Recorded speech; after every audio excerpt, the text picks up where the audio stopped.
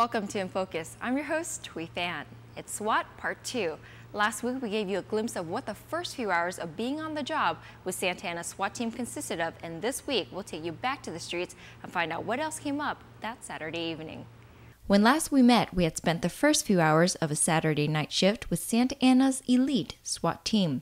After the arrest of a vagrant on a Nevada warrant, the officers headed down another area known to have high gang activity. About a week and a half ago, me and another one of my guys arrested a guy for sales of methamphetamine out of a red van, and the gentleman in the gray is on parole for grand theft auto and for a vehicle pursuit with the police. So we're going to talk to him, and unfortunately for them, they're denying that this van was here, and I know for a fact because I'm the one that made the arrest with the van here, and I asked them what happened to it, and they're like, there was never a van here. And I'm like, so we know that in some way they're not being super upfront with us. As the officers question the gentleman, they also frisk and check his female companion for weapons.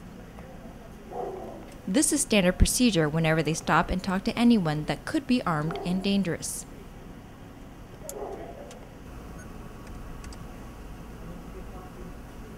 He says he's on parole, so this will verify what he's on parole for.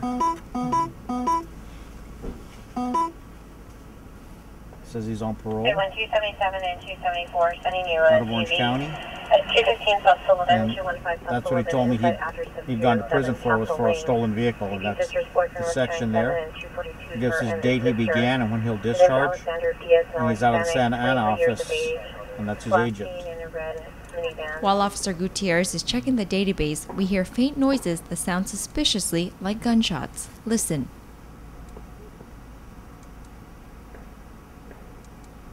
You hear that? Is it good?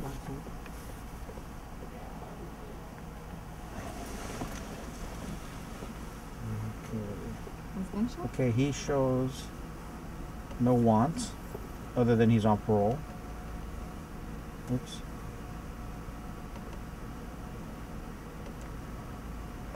1355. Can you confirm what incident you wanted? I don't see 812.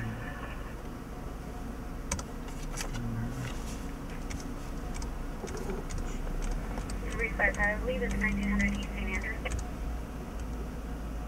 41540. Copy. 812.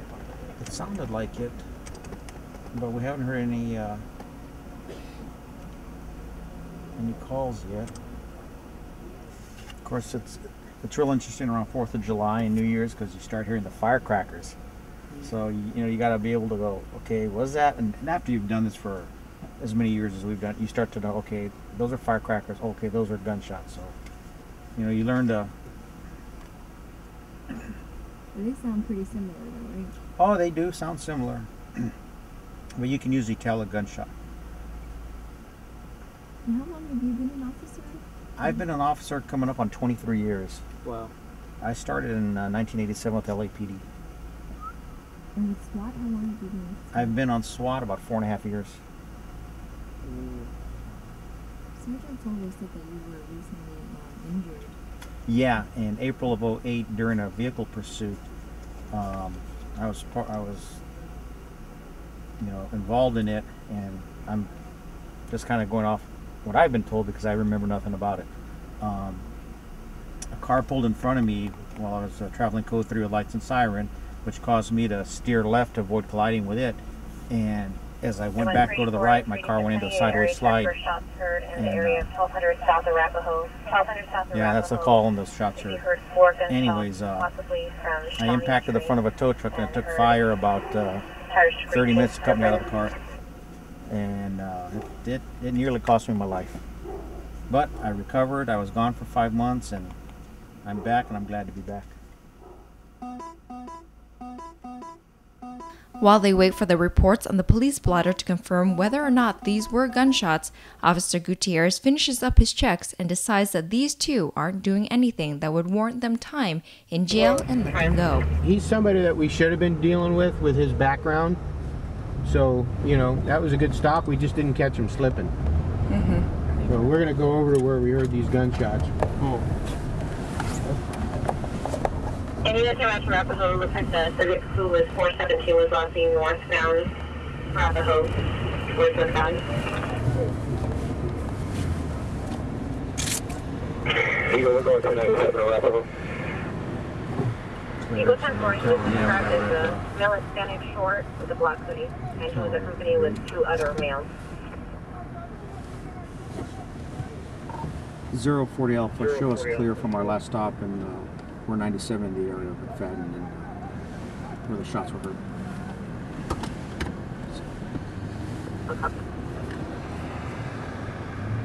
I noticed it took a little frontage road.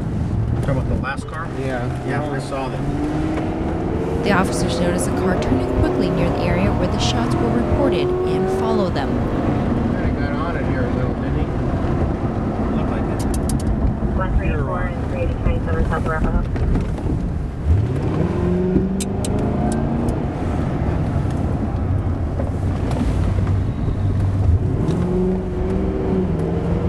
On him. Car I want right here. 733. Stop them. Nantucket, Cape Cod 5 Zulu 00533. Starting to go on. Equivalent for Nantucket and Cape Cod advisory. 227 on 410.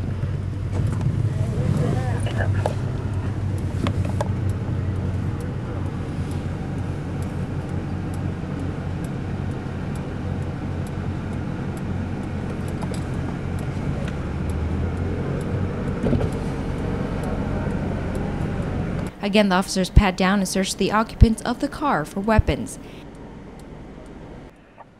They are questioning them about where they were coming from, and it turns out they were at the party where the shots were fired. While one frisks and checks the occupants, the other checks the car for weapons and turns up nothing.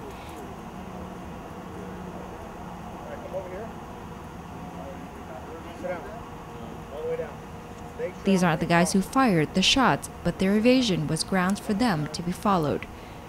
As it turns out, the bad guys had already fled the scene and several other officers were already on the scene. So you recognize why we stopped them? No. You know, I don't know if you heard the helicopter saying everybody was pulling out onto McFadden. We were sitting there at the intersection.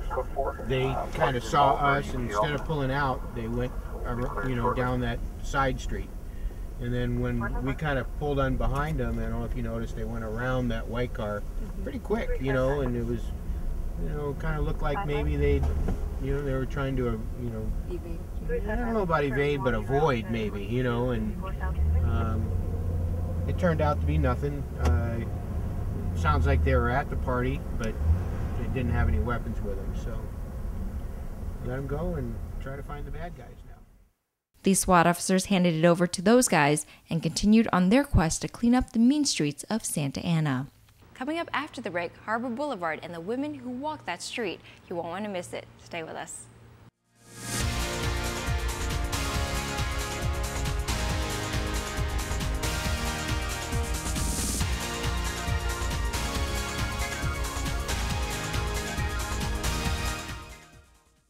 SBTN là đài truyền hình Việt ngữ đầu tiên phát hình 24 giờ qua hệ thống DirecTV và cable trên toàn cõi Hoa Kỳ và Canada. SBTN phục vụ khán giả hàng ngày với lượng tin tức cập nhật sáng, trưa, chiều, tối, dồi dào, đáng tin cậy, cùng hàng loạt tin tức địa phương từ Little Saigon, San Jose, Dallas, Houston đến Washington DC, Boston, Toronto và Việt Nam. Phim bộ hấp dẫn lôi cuốn, cải lương đặc sắc, tâm tình nghệ sĩ thú vị, vui tươi, nhạc yêu cầu thấm thiết chân tình, thể thao văn nghệ đời sống sống động hào hứng. Victoria Show với thế giới điện ảnh kỳ thú mới lạ. SBTN luôn đồng hành với khán giả qua các diễn đàn và những phiên phóng sự nóng bỏng, ghi nhận các sinh hoạt văn hóa, giáo dục, chính trị, xã hội của người Việt khắp nơi trên thế giới và tại quê nhà, cùng với những nhận định thực tế, sắc bén của các thức giả đương đại. SBTN đáp ứng nhu cầu của mọi giới, mọi lứa tuổi qua các chương trình tìm hiểu luật pháp, di trú tị nạn, sức khỏe và đời sống, thể dục dưỡng sinh, em học tiếng Việt, lịch sử Việt Nam, hàng loạt chương trình giải trí phong phú lành mạnh như Người mẫu Việt Nam, Hành trình xuyên Việt, sân khấu cuối tuần, cùng với các cuộc thi thố tài năng hào hứng sôi nổi qua các show Đố Ai, Giải sáng tác hay nhất, Giải những thước phim vàng sẽ lần lượt khởi chiếu trên SBTN. Mọi chi tiết về chương trình, ghi danh quảng cáo bảo trợ xin vào website www.sbtn.tv. SBTN hân hạnh giới thiệu DVD Người mẫu Việt Nam với cuộc thi tài sắc đầy hào hứng của 20 cô gái Việt trẻ đẹp, duyên dáng cùng chương trình ca nhạc đặc sắc với sự góp mặt của các tiếng hát trẻ trung được ái mộ nhất hiện nay: Thiên Kim, Lâm Nhật Tiến, Quốc Khanh, Đoàn Phi, Nguyễn Hồng Nhung, Christine Sa, Như Quỳnh, Đan Nguyên. 20 kiều nữ Việt, 20 niềm hy vọng, nhưng chỉ có duy nhất một danh hiệu Top Model, nên họ đã trải qua nhiều thử thách gay go, sôi nổi, phô trương những nét tuyệt mỹ và tài năng, đặc biệt nhất qua các chương trình biểu diễn thời trang và phong cách. We're lining up to go out on the runway, and then we heard this boom. It's actually my mom's idea. She knew that this was a passion of mine since I was very young. Kính thưa quý vị, người đã thắng giải Top Model năm 2008 là thí sinh. Ai là Top Model 2008? Hãy mua DVD Người mẫu Việt Nam do Trung tâm Asia phát hành ngày 31 tháng 12 năm 2008.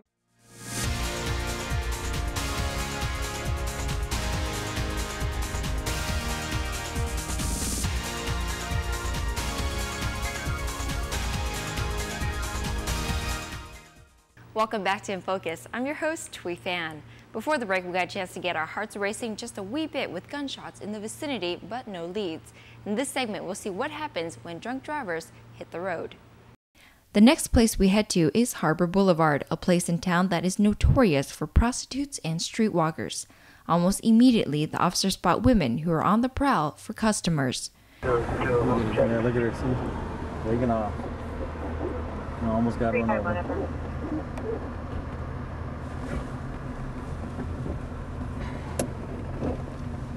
These guys. She's gonna chase her out, yeah. Another one right up here too, in the white skirt. One on this side too. Well, they're out tonight. They're out tonight. One over there and one over here.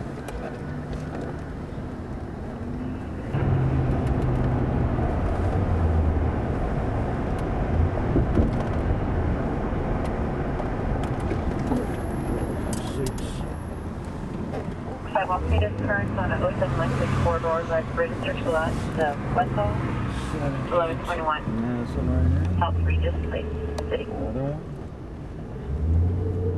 A lot of cars up here too, so.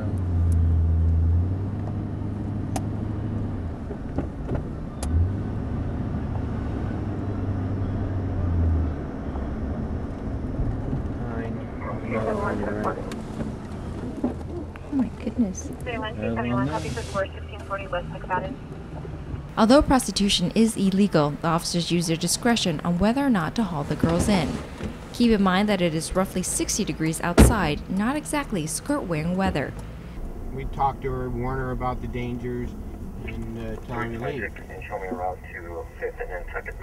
When you warn them about the dangers, do they admit that that's what they're doing? Absolutely. It's actually at She said all the, the right stuff. I recognize this is dangerous. Just as we keep going around the corner, a driver flags us down to tell us of something suspicious going on. Hi.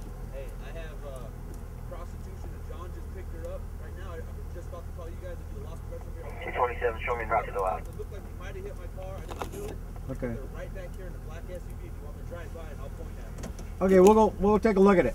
You want me to go over there and I'll point at it? Which one it is? Sure. I'll point at it. Sure. Okay.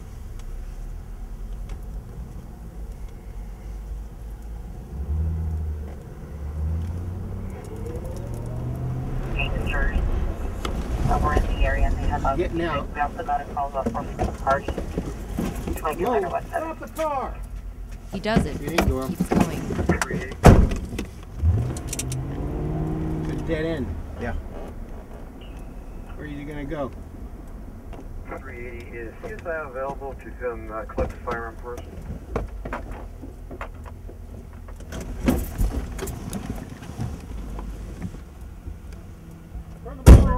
576. Because he drove into a dead end, he is forced to stop and the officers get out to investigate. Inside the car was also a prostitute that he had just picked up. She will be questioned as well. What we have basically is, you know, a drunk driver picked up a prostitute, and I think you saw the citizen flag us down, and here we go. It was interesting. I don't think he was going to stop, and it just turned out this was a cul-de-sac, you know, and he had nowhere to go. So probably would have been a little mini pursuit, you know, had he been able to, you know, a through street.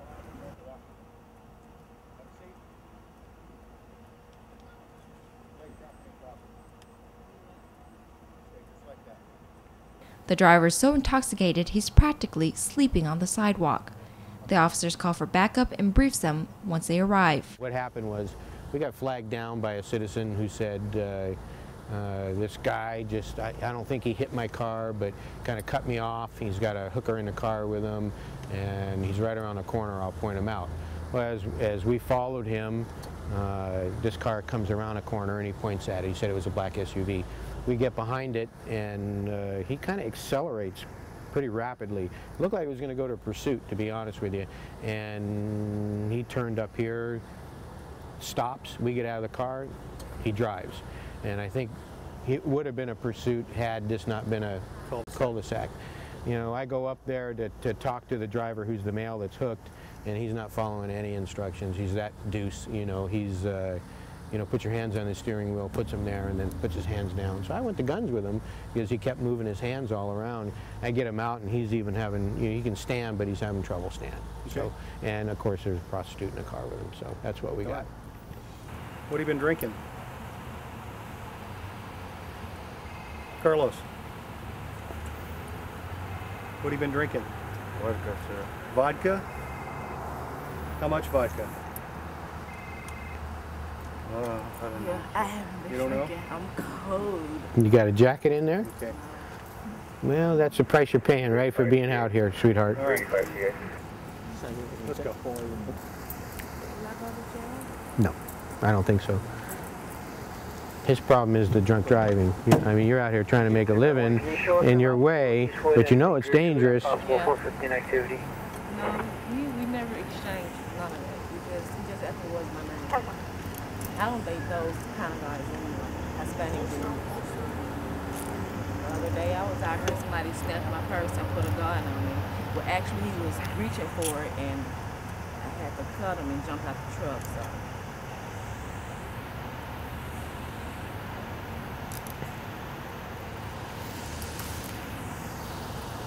Well, you know, we've had girls killed out here. I know that. Yeah. Police and gun girls telling me that. So you better be careful out here.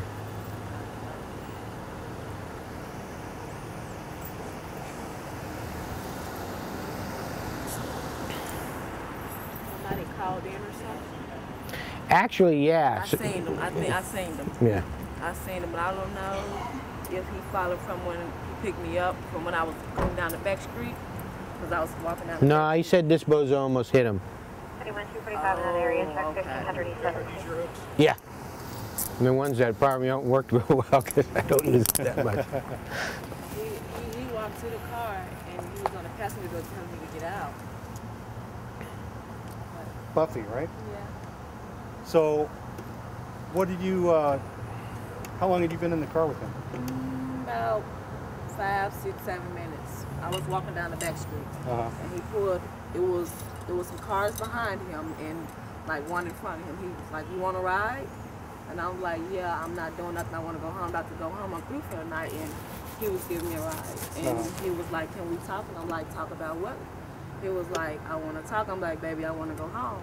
This dude pulled up in a black car. He came to the door. He was like, get out. And I was like, huh? He was like, get out. And I was like, he's like, I'm calling the police. So I never understood what that means. I never. Did you notice that he was intoxicated? Yeah. Did you? 21273. Were you in fear for your life because he was so intoxicated and you were in the car with him? No.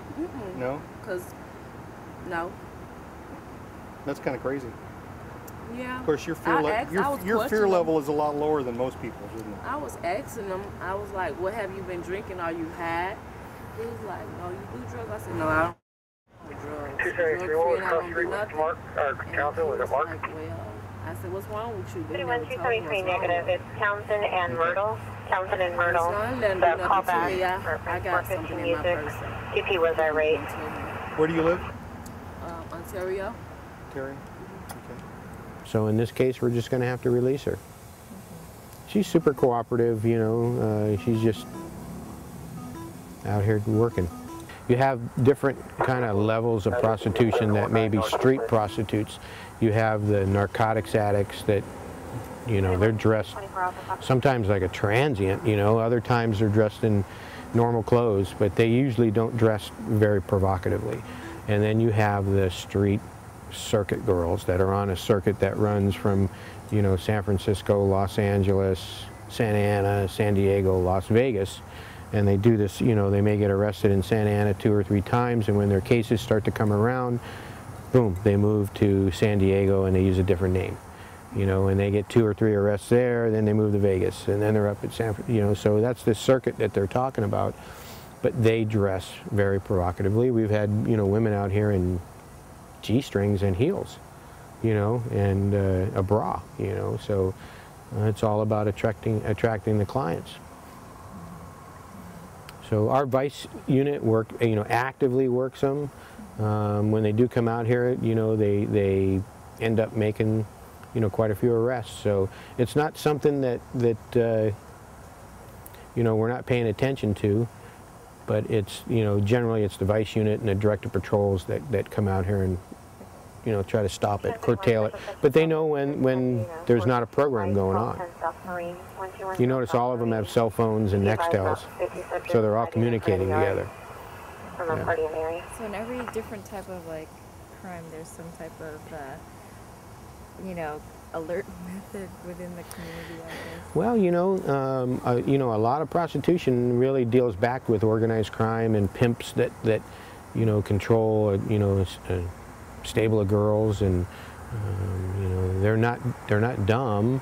They're, you know, they have their girls out here, and they're maybe all on a talk group, and one sees the police, or when, you know, the police are out doing a program, they ring up the rest and say, hey, this may not be safe for the night, and they take them maybe back up to LA or somewhere else. So I worked Vice for 4 years, from 1989 to 1993, and we had a circuit girl problem out here at the time, and we pretty much cleaned it up. And you know, they come and they go, and when they show up, we try to put some effort into, you know, making them know we're going to make it difficult for you out here.